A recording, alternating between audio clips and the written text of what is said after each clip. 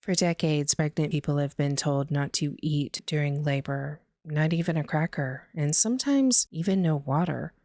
That advice wasn't just about comfort or convenience, it came from a real medical concern. Today, that's no longer the case. Can you eat during labor? Do you even want to eat during labor? Great questions, Mama, and today we are tackling those questions here on the Birth Brief, where we explore evidence, experience, and everything in between. I am your host and doula, Emily.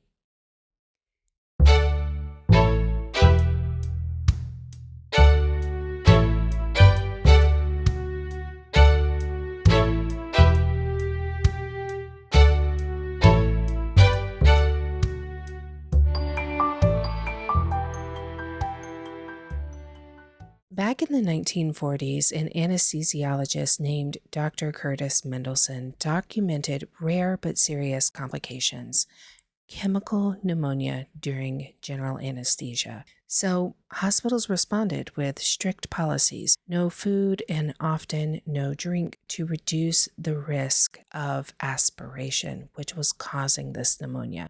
But here's the thing. That policy was created in a time when general anesthesia was far more normal for birth. At the time, general anesthesia was routine not just for cesarean births, but even for many spontaneous vaginal deliveries, a legacy of a very different model of childbirth, which we'll explore in the next episode. Dr. Mendelson based his recommendation on 13 years of data, a pretty impressive number for a data set, but it was from a single hospital. And he studied 44,000 births and documented 66 cases of aspiration pneumonia, 0.15%. That's less than half of 1%. That is now known as Mendelson syndrome.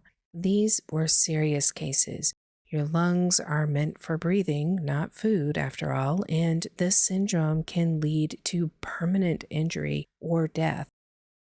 Dr. Mendelson's recommendation to withhold food and drink made sense for safety in that specific context, but the study reflected only one hospital's approach, likely using the same anesthesiology techniques for those 13 years and training lineage. And it wasn't designed with scientific rigor or patient comfort in mind. Nowadays, general anesthesia is used in about 5% of births, usually in true emergencies or if another surgical procedure is completed at the same time. For example, a case I read wherein an intestinal blockage was also treated while the baby was being born via cesarean. Definitely a two birds, one stone situation. Most people receive regional anesthesia, where just a part or region of the body is anesthetized, like an epidural or a spinal block. These do not require intubation, and thus the risk of aspiration is basically non-existent for regional anesthesia. That alone has a big impact on whether eating during labor is still considered risky. And the research is starting to reflect that shift. In fact, a growing body of evidence supports light eating in early labor, especially for low-risk births, though certain high-risk births are still safe for consuming food. Let's compare labor and running a marathon, or even a triathlon. Your body is working hard for hours, and it needs fuel. When you don't eat, your body starts breaking down fat for energy. That produces ketones, which might slow down contractions and make labor longer and more exhausting. Might. Now, let's explore this a little deeper, because honestly, I debated whether to include it at all in this episode. We have such a limited understanding of ketosis during labor, and I'm not convinced it's something that needs to be managed or prevented. It might actually be a normal part of labor physiology. In the review, Interventions for Ketosis During Labor by Jocelyn Toohill and colleagues, they write, quote, "The effect of ketosis on the mother and baby during labor is not clear. Therefore, there is uncertainty as to whether ketosis is a normal physiological response or whether women with ketosis in labor require intervention, such as intravenous fluids or increased oral intake for maternal and infant well-being." End quote. And they go on to say that there's simply no solid data on whether to treat ketosis during labor. No universal evidence-based protocol, no clear guidance. It really is the art and training of the provider to decide. So, why bring it up at all? Well, if you start digging through the literature, ketosis comes up frequently enough that I think it's important to talk about because a lot of sources mention it without really clarifying that it might not be an issue.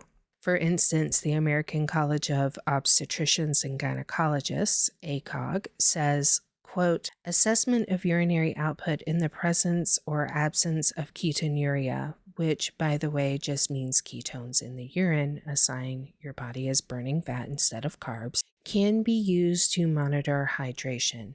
If such monitoring indicates concern, intravenous fluids can be administered as needed." End quote.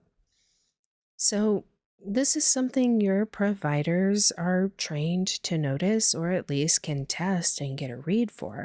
Ketonuria means you're likely in ketosis, and ACOG doesn't say this condition must be treated. They just say fluids, especially sugar-containing ones like dextrose, can be given if needed.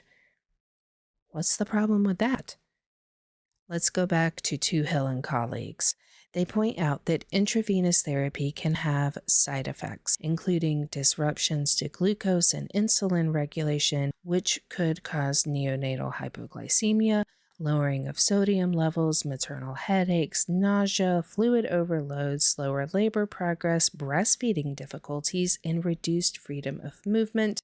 And, not to mention the discomfort of having an IV inserted. Some people have a real aversion and fear to needles.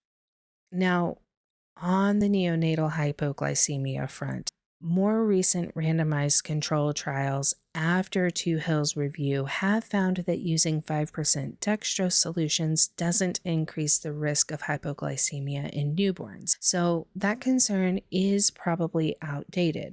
But the other potential effects? They still matter. And no, none of these things are guaranteed to happen. There are controls in place to prevent several, but they can happen. All that said, I'm still not convinced ketosis during labor is something that needs fixing. Have I found compelling, robust research to back up that hunch or to completely change my mind?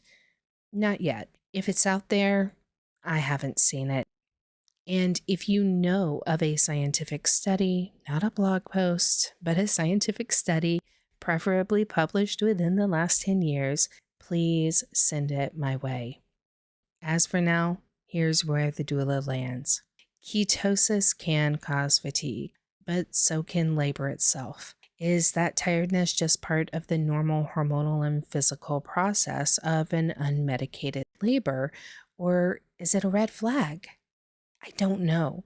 And as far as I know, nobody else knows either. What we do know is that treating ketosis doesn't consistently lead to better outcomes. So it's fair to question whether intervention is always necessary.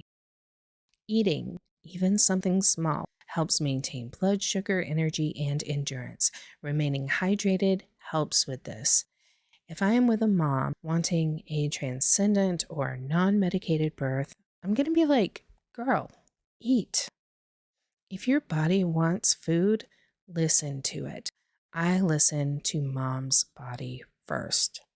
Some options for usually well-tolerated consumption are clear broths or soups, coconut water or electrolyte drinks, soft granola bars, Remember, anything hard or jagged may come back up later because a lot of women do actually vomit during labor. Fruit, popsicles, honey sticks, or fruit puree pouches, or even fruit jerky.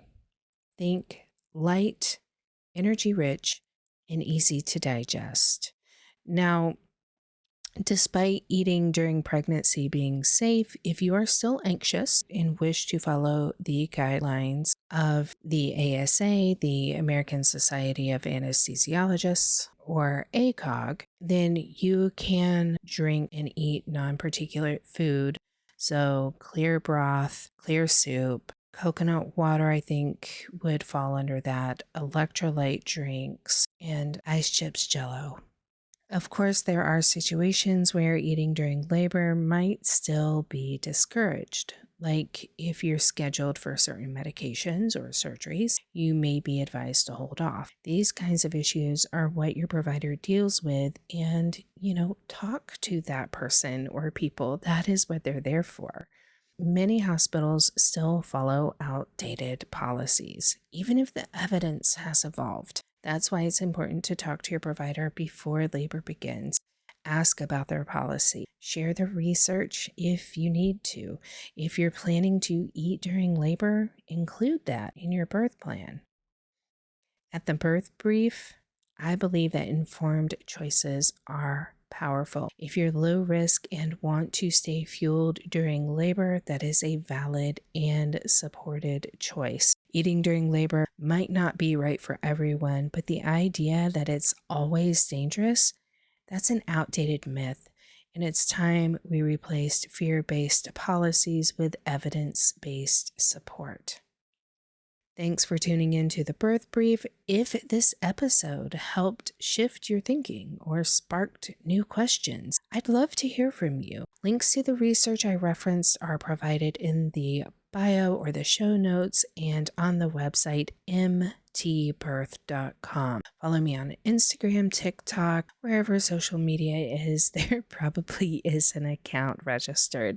And also, you can check out mtbirth.com for even more resources. Until next time, stay informed, stay empowered, and keep tuning in for more birth briefs.